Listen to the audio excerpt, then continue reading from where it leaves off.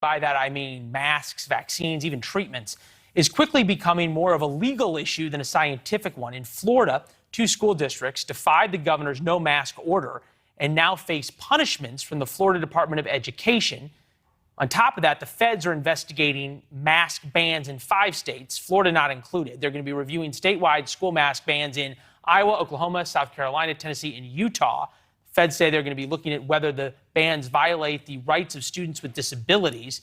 They're concerned that restrictions on mask use may keep schools from complying with federal laws that protect disabled students from discrimination.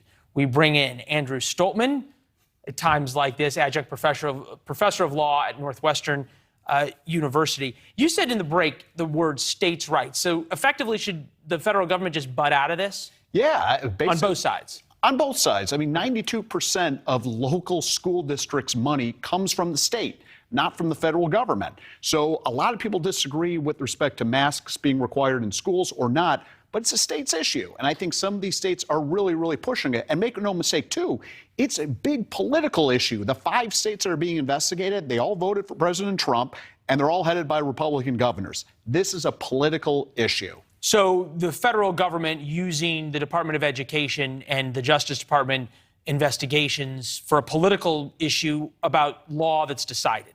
That's right. And if you think about it, I'd like to think about it more as a proxy issue. It's basically the Biden administration against governors like Ron DeSantis, right? Because this is going to be a big, big conservative blue versus red issue. So is the issue whether or not the governor can say you must wear masks or you can't wear masks, or whether the governor should leave it up to the local school boards? That's it. I think the biggest issue is who gets to decide this issue. But it's who gets to decide who gets to decide, exactly. Right? Okay.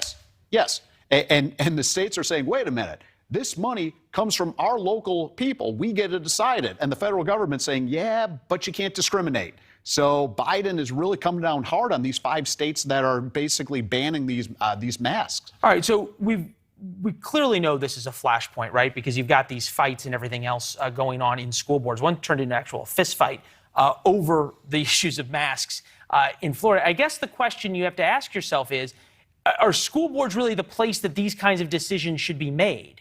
Or legally, can they be made? Well, I think it is the place where these decisions should be made, because the only alternative is to have a federal law. And this is obviously such a new area that we're in right now. There isn't enough time to do it. So, yeah, this is something the states need to decide, not Joe Biden. One thing that states have decided is you can get these medical exemptions. And there was a line at a chiropractor's office of people who looked like they didn't need to go to the chiropractor, lining up to get a mask exemption there for their kids.